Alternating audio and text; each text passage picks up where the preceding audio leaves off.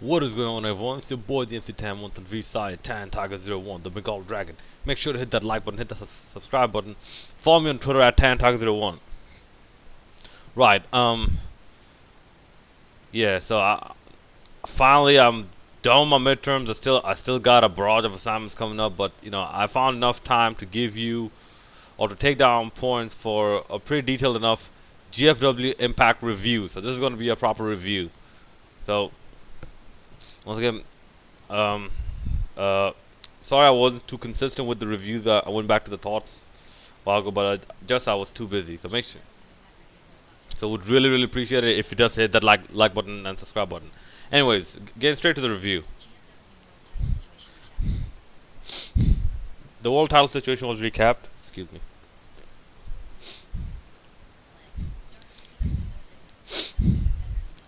So we get Pro Wrestling Noah segment with GFW competitors in Noah. So the main show starts with LAX coming out. Conan calls out the OVE and say they invoke the rematch clause against OVE. I I think it was Ortiz who said or Santana said that, they say come out here so at Bound for Glory we're gonna make this money. OVE come out. One of the guys says that whatever match you want LAX we'll do it. And says they're not scared of the 5150 street fight. And Conan says, after they're done, the OV will end up selling drugs at the Ohio trailer parks. And Diamante says 5150 means all of them and starts attacking. Like all of them start attacking OVE. Diamante sets up a table. LX hit the double team hanging. No, not hanging. Draping running boot to one member. And Ortiz sends another member over the top rope through a table. Decent enough, whatever. Little break, come back. Next, we get back to Japan. They show some sort of contract with contract signing between Eddie Edwards and some Japanese wrestler or some Japanese manager or something. Eli Drake cuts the promo. Excuse me.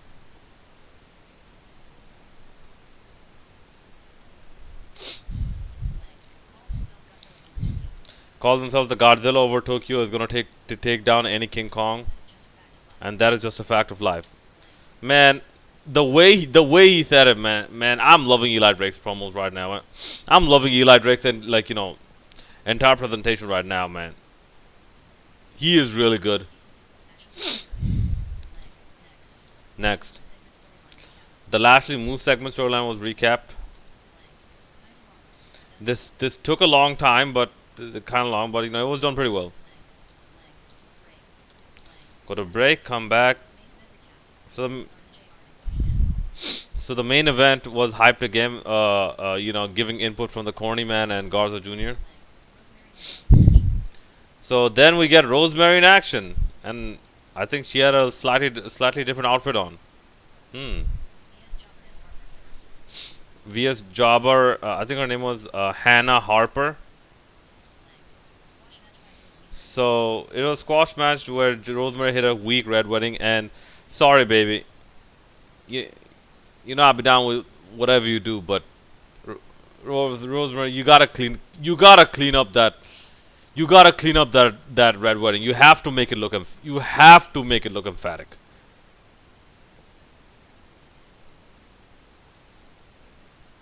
You have to make it look like believable. Okay, Rosemary promo calls out Taya Valkyrie. Valkyrie comes out and Rosemary goes to hit the Miz, but Valkyrie ends up hitting the Miz first and hits the Road to Valhalla reverse double chicken wing face buster. Then we go to break. Come back. So we'll go back to Moose. Moose says he wants someone to meet him and is going back to the ATT training facility. So next turn, Terrell comes out, grabs the mic in the ring. Take shot at Gail Kim and Robert Irvine. Kim comes out, says Terrence's mind game don't work on her. Smacks the absolute shit out of Terrence Terrell. And both start fighting. And Terrell ends up crawling out of the ring. Whatever. Next. We get an Alberto El Patron segment. What? So I guess the suspension is lifted? Hyping Bound for Glory. So wait. So I guess the suspension is lifted, huh?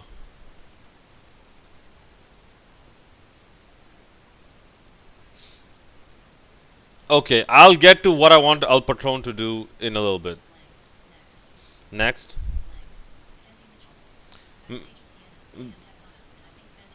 Uh, okay, backstage, Sienna was with KM, with Mackenzie Mitchell, and Tejano and Conley.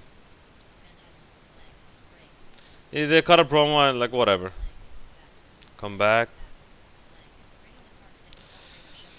Okay, I love this one. Love this moment. Grado and Joe the Park segment. Now Grado is shown like jogging on the street, right? And like I think he's like carrying like a fanny pack or carrying like a bag or something. And Grado's like he's exhausted, he can't do it anymore. While Joseph Park shows up in a fucking convertible with holes all around him. And Joseph Park says like, hey man, you're doing great. And some of the hoes like, oh, he's so cute. Yeah, like, oh, he's so cute, he's so adorable, he's so cute. Why don't you give him a meal ticket? And Joe, girl like, meal ticket? You be hanging out with bitches. I got meal tickets. And Park like, no, it's all right. It's all right. It's all right. We'll go to, I'll treat you to a dinner tonight. And then like Joe the Park, man, just the scene of Joseph fucking Parks with fucking bitches on his arms in a convertible, like fuck. Oh man, guys, let me know what you think about that in the comment section below. I fucking burst out laughing, man. I'm like, god damn.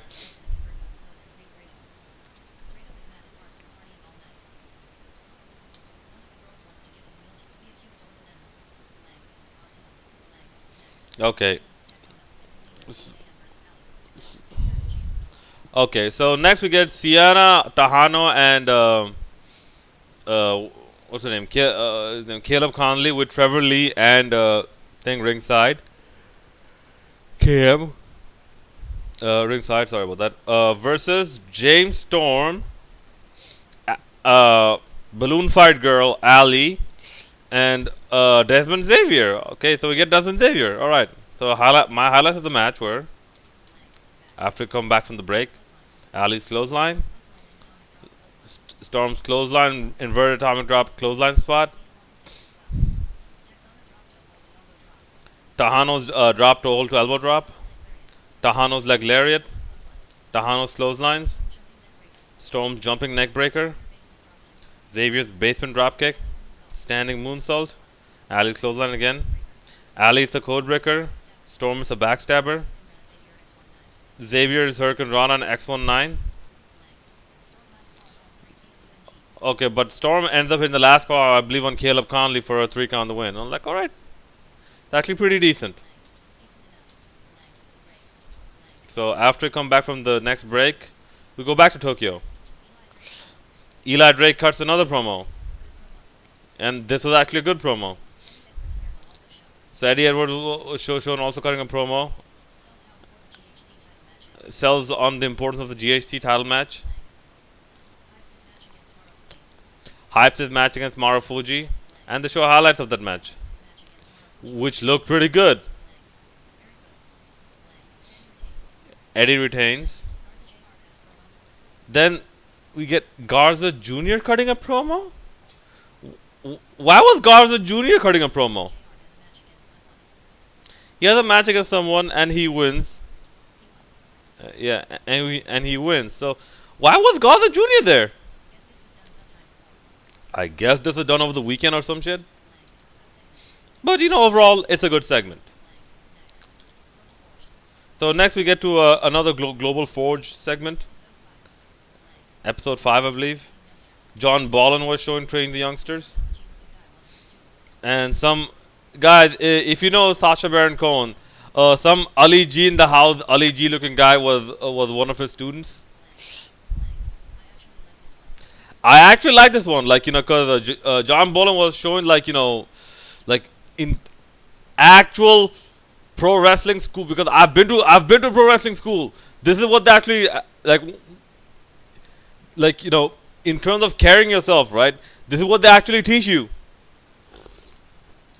It's the believability that yeah, I'm 150 pounds, but I can still kick your fucking ass.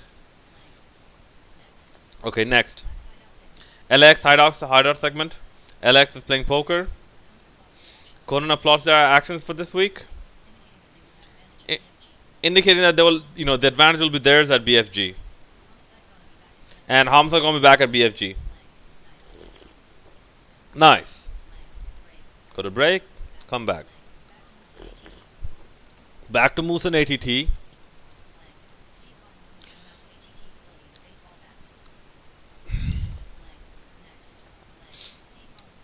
And the forgive me if I get this name wrong, but Steve Bolin, no, or so I forgot the exact name, but some UFC legend comes out with Moose with lead pipes in their hands, heading to the ATT facility. You know, guys, I can't applaud GFW enough for getting this angle so right. This MMA versus wrestling angle so right. I can't applaud them enough, man. So we get to main event next. Garza Jr. versus Corny Man. Sorry, the guy was Steven Bonner or something. Okay, so go to the match. So both people have that. I would like to say an equality exchange, showing that both of them are equal. That with arm drags, leg sweeps, and pinfall attempts and whatnot. Garza, Garza Jr. hit a huge suicide dive. Now, notice something. Johnny Impact had a chair in his hand, while Garza Jr. hit the suicide dive. Why did Johnny Impact have a chair in his hand? Or maybe I'm just mistaken, but something sounded like a chair over there. Okay, Johnny over the stairs, like he leapfrog over the stairs and he flipped over and hit a back elbow on the way down. That was pretty good. Then we come back from the break. Garza Jr. sidekick after stripping away the tearaway pants.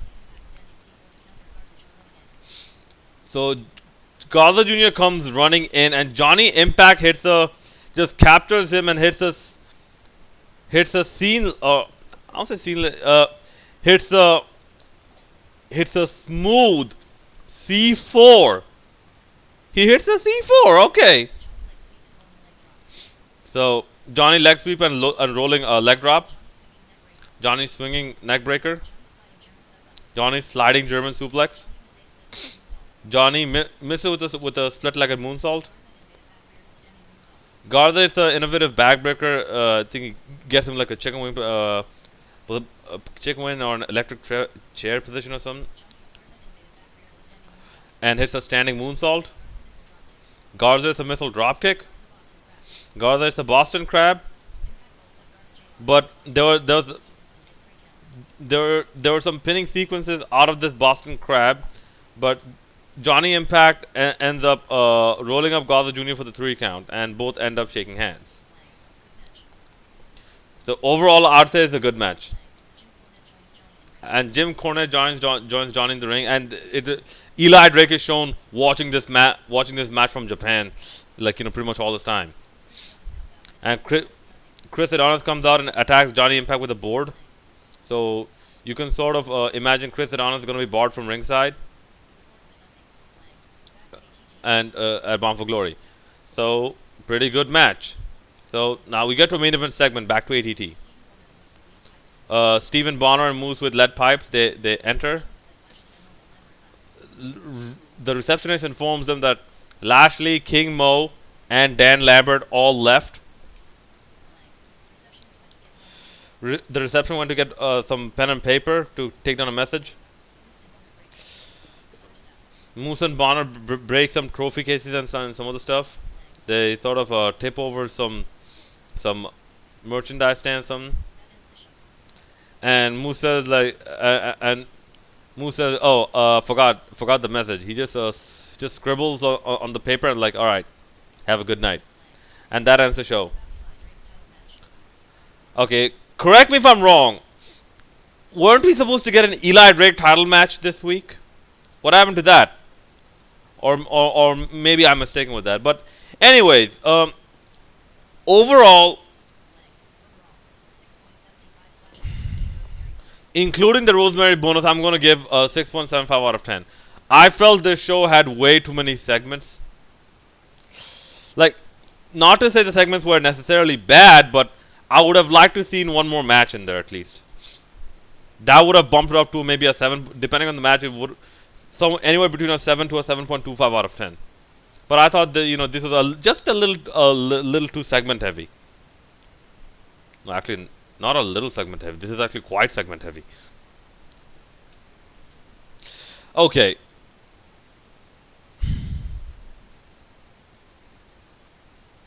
Unless I no, I think the OVE squash match was last week. Yeah. Okay. Now here's what I want to see happen with the main event scene, with the main event at the Bound for Glory.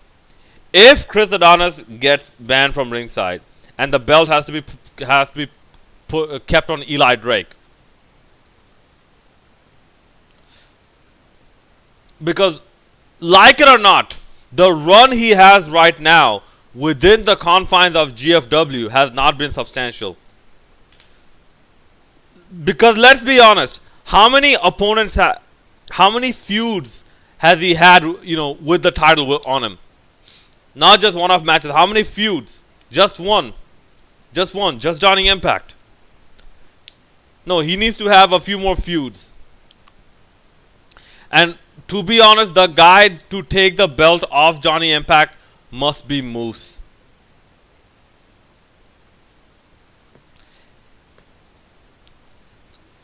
No, it's not Johnny. Belt off Eli Drake. It must be Moose.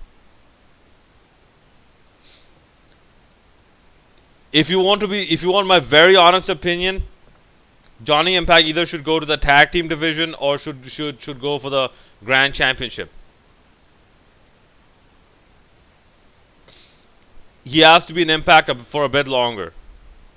So here's what I think might happen, or here's what I think should happen. In the match where Chris Adonis is barred from ringside, Johnny Impact loses the match, either courtesy of Hector Garza Jr., because he will see that you just came and you just keep getting title shots and and all that. You get this preferential treatment and whatnot. You also keep getting number one contendership matches and whatnot. Yeah, you're holding people like us down. Or you get Alberto El Patron come out and interfere with Johnny Impact's match and cost Johnny Impact the title.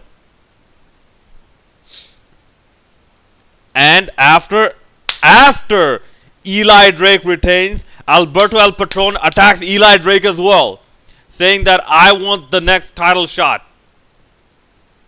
You can do it that way, but either way, Eli Drake must win. Anyways, that's about it. I'm looking forward to your comments and suggestions. Do let me know what you think about this show. This is the MC Time Month Review side, the Bengal Dragon signing out. As soon as I can get the